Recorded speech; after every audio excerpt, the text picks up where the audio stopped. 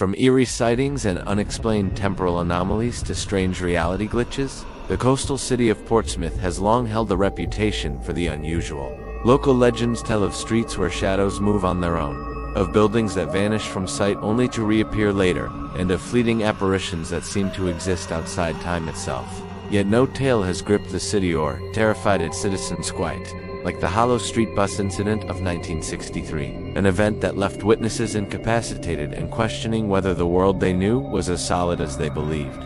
It was a late January evening when Harold Finch, a seasoned bus driver with over 20 years of experience, began his final route along the number 42 bus. The streets were slick from a recent drizzle, streetlights reflecting off puddles and casting distorted patterns across the road. The final shift of the evening had always been difficult. Passengers were either intoxicated, exhausted from late shifts, or simply lost in their own thoughts. On the rare occasions when passengers were sober, they tended to avoid eye contact, clutching their belongings and keeping to the lower deck. This night seemed no different. The bus was lightly populated, mostly with familiar late-night travelers and a few night shift workers. Most had settled downstairs, leaving the upper deck nearly empty except for a young man with short, dark hair who had chosen a solitary seat near the back. Harold, enjoying the rare calm, relaxed slightly as he navigated the winding streets. Yet peace, as he would soon discover, was only an illusion. Without warning, a piercing scream tore through the upper deck. Harold slammed the brakes, the tires screeching against the wet asphalt as the bus lurched to a stop at the side of Hallow Street. He pressed his eye to the periscope beside the steering wheel, straining to see through the dim interior lighting. There, writhing in the upper seat, was the young man, his limbs twisting and convulsing as if caught in some invisible grip. The other passengers remained frozen, almost trance-like, eyes wide but unseeing. Harold's instincts took over. He climbed the stairs cautiously, attempting to reach the struggling man. There was no fear in the young man's expression, only confusion, as if he were fighting against something that existed outside the laws of nature. Then Harold saw etched, twisted hand gripping the boy's arm. Smoke drifted faintly from it, acrid and metallic, but before he could react, the hand withdrew through the seat upholstery, leaving no trace of its presence. The young man collapsed into Harold's arms, red seared marks streaking his skin. The driver, shaken but trying to maintain composure, asked if anyone else had seen the hand. The passengers, still trapped in their trance, gave no response. The young man whispered incoherently about the grip, describing a cold, electric pressure that seemed to reach into his very soul. Harold felt a chill creep along his spine. The air was heavy, oppressive, as if the bus itself had become a conduit to another dimension. Though the incident lasted only a few minutes, its psychological impact was far-reaching. Witnesses reported memory lapses, moments when the world seemed to shift or bend, and an inexplicable fear that lingered long after they stepped off the bus. Local newspapers filed brief reports, calling the event bizarre and unexplained. But none could truly capture the terror experienced by those who had seen the charred hand vanish into nothingness. In the days that followed, Harold attempted to resume his route, but the bus seemed altered. The streets themselves appeared to twist unexpectedly. Familiar intersections seemed unfamiliar, while buildings and shop fronts that should have been closed suddenly gleamed with lights, as if welcoming travelers from another era. Some passengers began reporting glimpses of figures in Victorian attire, wandering the sidewalks in silence, ignoring everyone except the bus as it passed. One figure, in particular, became notorious among the late-night travelers. A young girl with shoulder-length auburn hair, dressed in a faded blue gown. She would appear sporadically on the upper deck, tapping sleeping passengers on the shoulder or whispering words they could not comprehend. Every time she vanished, it was as though she had never existed. No shadows, no lingering sounds, nothing but the terrified reactions of the passengers she touched. Witnesses described her smile as both innocent and malevolent, a haunting contradiction that left a cold dread in the chest of anyone who glimpsed her. Even stranger were the faceless entities that began to manifest aboard the bus. Smooth, featureless faces devoid of eyes, noses, or mouths. They would drift silently between seats, hovering above passengers or gliding along the aisle without sound. Attempting to approach them would prove futile. The figures vanished instantly, leaving a lingering sensation of dread, like the memory of a scream echoing in a dark, empty room. Even police officers, called to investigate these sightings, admitted feeling a paralysis of the will, a sensation of being watched by something beyond comprehension. A particularly chilling episode occurred in February 1963, when Harold was driving the number 42 along Hollow Street on a cloudy, wind-bitten afternoon. The bus was carrying a moderate number of passengers, evenly spread across both decks. As they approached the intersection near Mariner's Alley, a sudden diversion appeared. A needle sign had seemingly materialized overnight, directing Harold to turn onto a side street he did not recognize. He hesitated, announcing the diversion to the passengers. A chorus of groans met him, but he complied, trusting his experience. Almost immediately, the bus engine cut out with no warning. Harold tried in vain to restart it. That's when the figures appeared, cloaked in black faces hidden beneath featureless masks. They materialized at precise points around the vehicle, surrounding it like predators circling prey. Harold froze, his body unable to move, as if bound by some invisible force. The figures moved fluidly, gesturing and silently commanding the passengers to cease their protests. One by one, the bus's occupants fell into a trance-like state, their eyes glazing over, voices vanishing into silence. A 16-year-old girl, hiding beneath a seat, watched in terror as the figures approached. Summoning every ounce of courage, she bolted through the middle door and ran down Church Road North, screaming for help. Ahead, a lone police officer walked his beat. The girl ran to him, explaining the situation, pointing frantically toward the trapped bus. When they returned, the cloaked figures had vanished. One by one, the officer brought the passengers back to awareness. Many could not recall what had occurred, though deep agitation and terror remained etched on their faces. Even today, theories abound regarding the Hollow Street incident. Some suggest it was an elaborate prank, quickly abandoned. Others posit it was a failed criminal act. But no theory can account for the physical traces left behind the burnt marks, the faint smoke, and the unexplainable detours of the bus itself. Scholars of the paranormal propose a more sinister explanation, that Hollow Street represents a thin spot in the fabric of reality, a locale where dimensions overlap and time bends, allowing beings not of this world to pass through our reality with impunity. Whether interdimensional travelers, entities from the past, or something entirely beyond human comprehension, the Hollow Street incident stands as one of Portsmouth's most chilling mysteries. It is a tale of fear, disorientation, and forces that lie just beyond perception, an event that reminds us that reality is not always as it seems, and that sometimes, the ordinary streets we walk each day may conceal gateways to the impossible.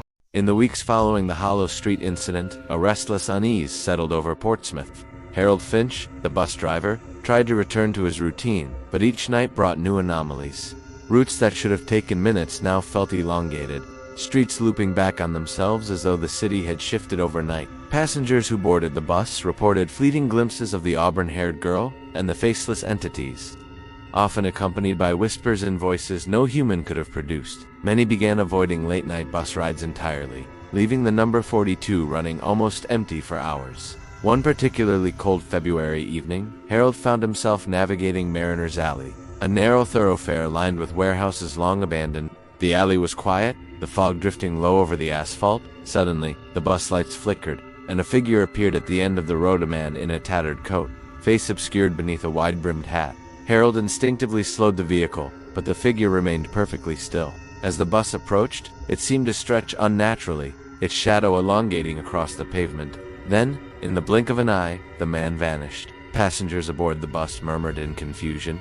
Some swore they saw the figure materialize on the upper deck, standing above them silently, while others described a sensation of being watched from every corner of the bus simultaneously. One elderly woman, seated near the front, began trembling violently, her hands clutching the seat as if to anchor herself to reality. She whispered about voices calling her name, though no one else could hear them. Harold's heart raced. He had seen many oddities in his years, but the intensity of fear and distortion of time he now experienced was unlike anything before. Later that night, a young man named Simon Trenton, a college student studying history at the local university, recounted a similarly disturbing encounter. Simon had boarded the number 42 near the train station, intending to return home to the outskirts of the city. Shortly after departure, he noticed shadows moving against the light, twisting in ways that defied normal geometry. The bus seemed to slow without mechanical cause, taking nearly an hour to traverse a route that normally took 15 minutes. Simon described the air as thick, almost liquid, making each breath feel labored. At one point, he glimpsed the auburn-haired girl standing in the aisle, holding a small lantern that emitted no visible flame. Her expression was neutral, but Simon felt an intense pressure on his chest, as if the weight of centuries pressed down on him. Not long after these events, local authorities began investigating.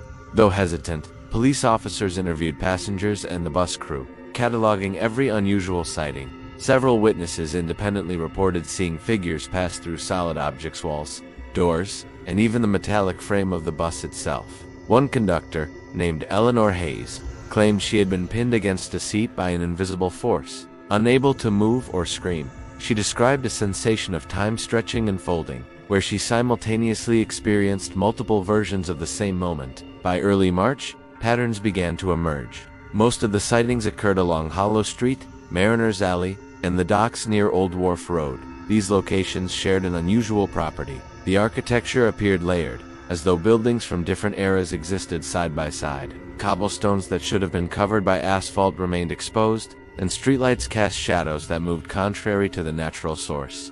Some theorists suggested that Portsmouth itself was a thin spot in the fabric of reality, where time and space converged in unstable ways, allowing entities from other dimensions to interact with our world. On one particularly stormy night, Harold drove the bus along Hollow Street. Rain lashed against the windshield, thunder echoing through the alleyways.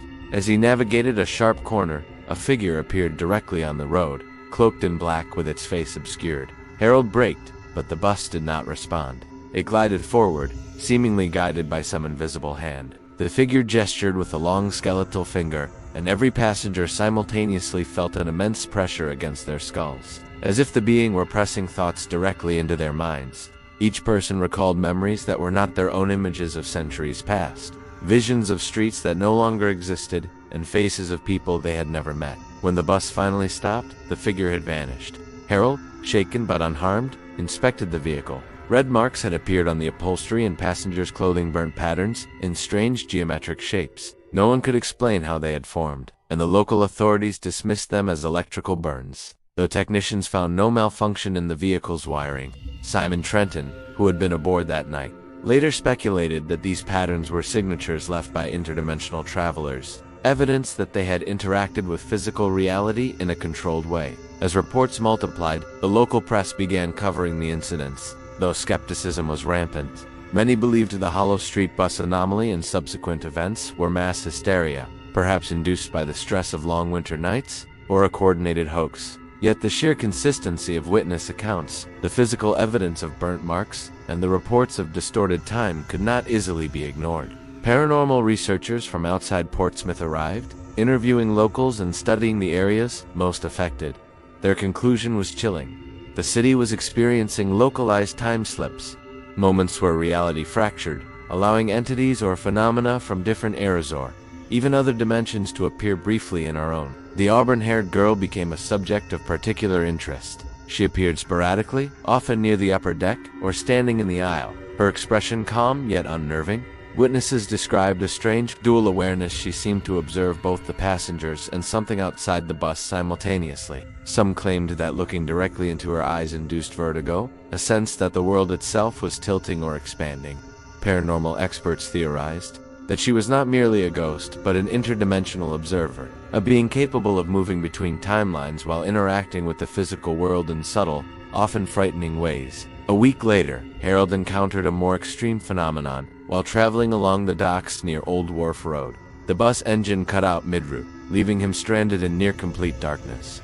Then, figures materialized along the waterfront, cloaked and faceless, 8 in total, surrounding the bus. Harold experienced an overwhelming compulsion to remain seated, as if the figures were exerting some form of psychic control. The passengers, too, became immobilized, their eyes glazing over. A young child began repeating phrases in a language no one recognized, words that seemed to resonate unnaturally in the enclosed space. After several minutes, the figures vanished as suddenly as they had appeared, leaving a faint sulfuric smell in the air and passengers shaken beyond words. Even decades later, the Hollow Street and Mariner's Alley incidents remain unsolved mysteries. Researchers continue to debate whether these were hallucinations, elaborate hoaxes, or true encounters with forces beyond human understanding. For those who witnessed the events, the experiences were painfully real memories of pressure on the mind, distorted time, and the unsettling sense that the world they inhabit is far thinner, far stranger, and far more fragile than anyone could have imagined. Portsmouth itself, with its layered streets, historic alleys, and fog-laden docks stands as a testament to the unknown. The Hollow Street Bus Incident marked the beginning of a series of unusual events that would haunt the city for years to come, each incident more inexplicable than the last. And while some residents carry on, dismissing the tales as legend, others avoid Hollow Street and Mariner's Alley entirely, wary of the unseen forces that may still linger just beyond the perception of ordinary life. After the unsettling events along Hollow Street and Mariner's Alley, a quiet dread settled over Portsmouth, yet the city itself seemed almost aware of the disturbances, reacting subtly with flickering streetlights, unexplained cold drafts, and shadows that moved independently of their sources. Harold Finch, the bus driver, had returned to his roots, but each night brought a growing tension he could not shake. The passengers too, especially those who had experienced the previous anomalies, were more cautious, often boarding only during daylight hours. Yet some could not resist the allure of the strange, as if the city itself had a magnetic pull toward the unknown. One fog-heavy evening, Harold's route took him past the old docks, a sprawling network of warehouses and shipping containers that had been largely abandoned after decades of decline. That night, a dense fog rolled in, swallowing the lights from the nearby street lamps and muting the sound of the water lapping against the docks. As Harold guided the bus through the mist, a strange shimmer appeared along the water's edge, a distortion that twisted the reflection of the buildings in unnatural ways. The passengers murmured nervously, their eyes scanning the fog for the source of the anomaly. Suddenly, a figure appeared in the middle of the dock road, a woman dressed in a flowing gown reminiscent of the late Victorian era, her hair dark and braided, face partially obscured. Harold instinctively braked, but the bus did not slow. Time seemed to stretch, each second elongating unnaturally, and the figure remained in place, untouched by the motion of the vehicle. Passengers reported a tingling sensation across their skin, like electricity, yet without pain. The woman raised a hand slowly, and the world seemed to bend around her, shadows elongating toward the bus as if drawn by some unseen gravity. A teenager, seated near the front, suddenly screamed as another figure materialized behind her. This one was Faceless, dressed in a dark, hooded cloak similar to those seen in previous incidents. It reached out as though trying to touch the girl, but its hand passed directly through her hair without contact. Despite this, the girl recoiled, the sensation of something real brushing against her mind enough to send her into panicked tears. Other passengers reported hearing whispers, words in a language that made no sense yet carried undeniable urgency. Harold gripped the steering wheel tightly, feeling a pulse in the metal under his hands, as though the bus itself was alive and aware of the beings around them. By now, Harold had recognized the patterns. The entities were not merely random. They appeared at thresholds, at places where the city's architecture intersected with older structures, or where water reflected light in unnatural ways. Often, they lingered just long enough to affect perception, then vanished before anyone could interact with them physically.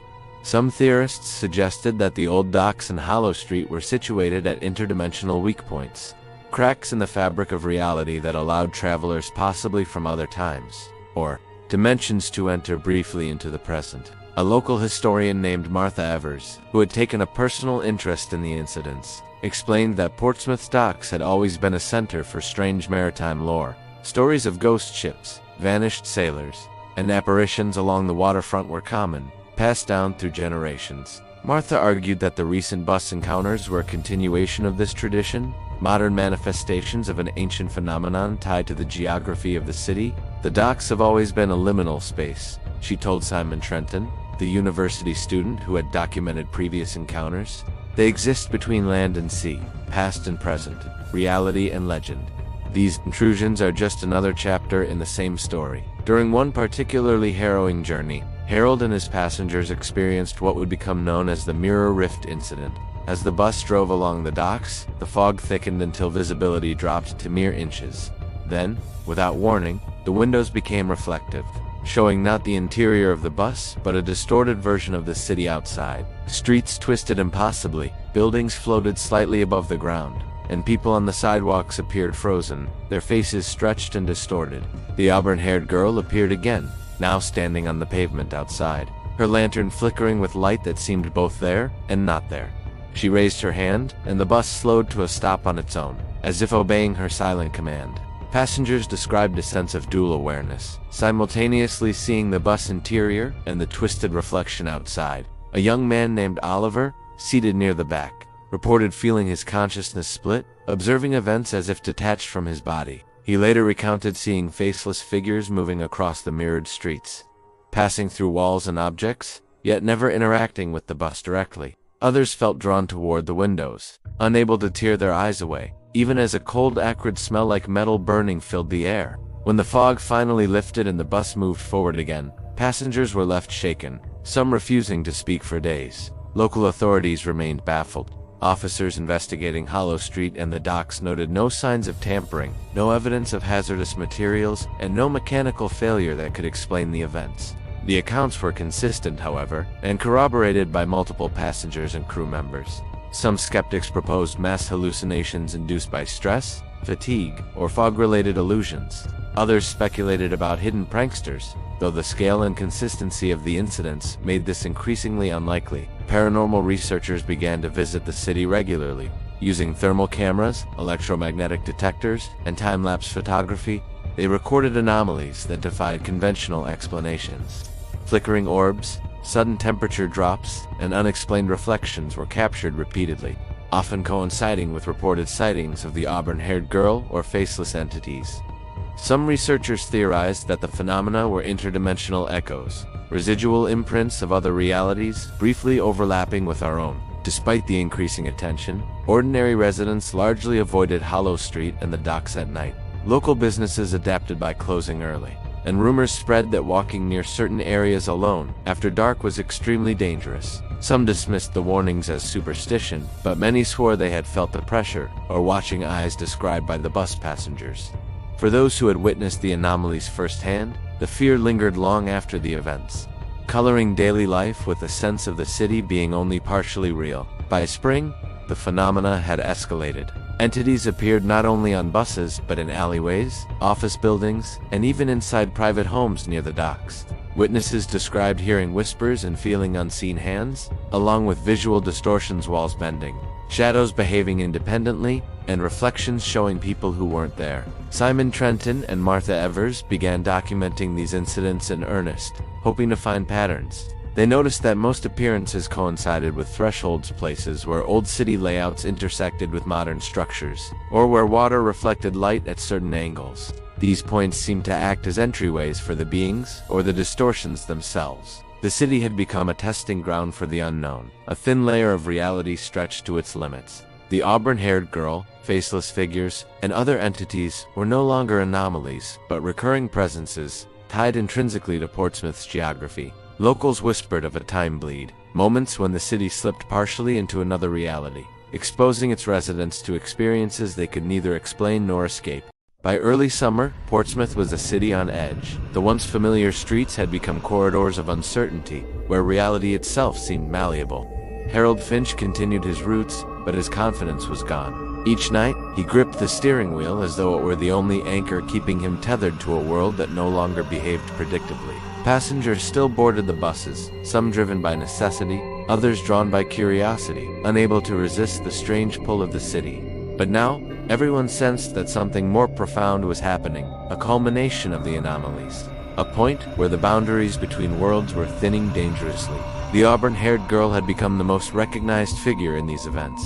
She appeared not only along the docks and Hollow Street, but also at the edges of plazas, atop staircases, and sometimes inside moving vehicles. Witnesses described her gestures as deliberate, almost communicative, as if she were guiding those who encountered her toward or perhaps away from something.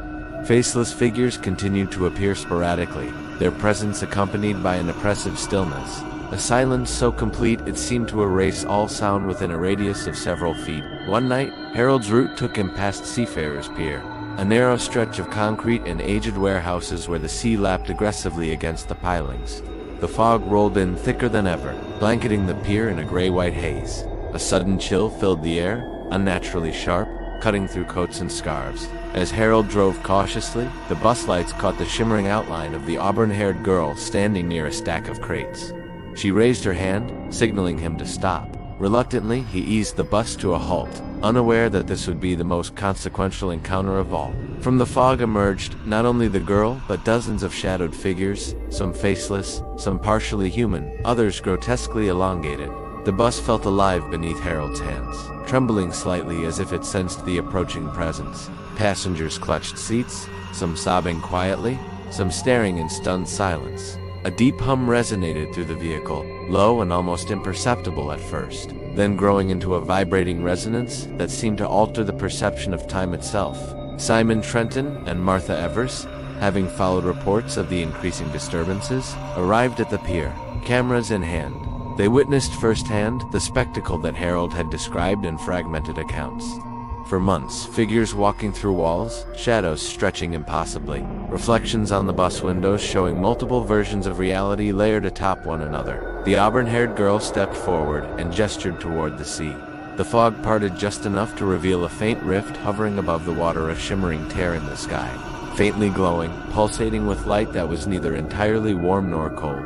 The bus seemed compelled to move forward, drawn toward the rift, as though it were following a magnetic current. Passengers felt themselves being pulled, physically yet imperceptibly, toward the unknown. Harold fought to maintain control, his hands sweating on the wheel, but each time he tried to turn away, the bus drifted inexorably closer. From within, whispers surged, voices overlapping in a cacophony that defied language, yet carried Menunga's sense of urgent warning. Then, without warning, the rift expanded. The auburn-haired girl and faceless figures stepped forward, entering the shimmering portal. The bus followed, passing through the veil as if it were water. Passengers suspended in a liminal state between two worlds. Colors shifted violently, reality bending like a reflection in rippling water. Some passengers described seeing their own homes overlaid with alien architecture, streets twisted into impossible angles, and the sky filled with multiple suns and moons. At the center of this chaos, Harold glimpsed a figure part human, part shadow standing calmly, arms outstretched. Time seemed to compress and expand simultaneously, and for a brief, terrifying moment, Harold felt the entire city around him vanish. Then, just as abruptly, he and the passengers were deposited back onto Seafarers Pier. The fog had lifted, leaving the pier bathed in moonlight, calm and still. No rift, no figures remained, only the bus and the trembling passengers, hearts pounding, minds unable to fully comprehend what had just occurred. In the following days, city officials and scientists investigated, finding no trace of the rift or the mysterious visitors. Yet reports of minor anomalies persisted: flickering lights, strange shadows, brief feelings of vertigo near old docks. Simon and Martha compiled their documentation, concluding that Portsmouth's urban geography likely contained several interdimensional thresholds, weak points where reality could temporarily overlap with other planes. The auburn-haired girl, they theorized, might be a guardian or guide, ensuring that those who encountered these events survived the experience. Faceless figures could represent entities bound to these thresholds, unable to interact directly except through subtle, psychological means. Harold returned to driving, but nothing felt ordinary. The bus rides became ritualized journeys, with passengers and driver alike wary of thresholds, aware that the city was far stranger than it seemed. Some residents began calling these phenomena the Portsmouth crossings, a term for moments when the city brushed against alternate realities. Researchers continued to monitor the area, convinced that future incidents were inevitable. In the end, the story left a lingering question. Were the events witnessed a singular, anomalous moment, or part of a perpetual cycle of crossings and interdimensional interaction? For those who had experienced the rift, the answer was unimportant. They had glimpsed a reality beyond comprehension and returned, changed, carrying memories of what might have been another world. The auburn-haired girl became a symbol of both wonder and fear, a reminder that reality is neither fixed nor predictable, and that sometimes, the familiar streets we walk daily may conceal mysteries beyond imagination. And so, Portsmouth remained a city on the threshold, where the ordinary and extraordinary collided, and those brave or unfortunate enough to witness its crossings carried with them the knowledge that reality is a fragile, shifting thing, and that the veil between worlds is thinner than anyone dares to believe.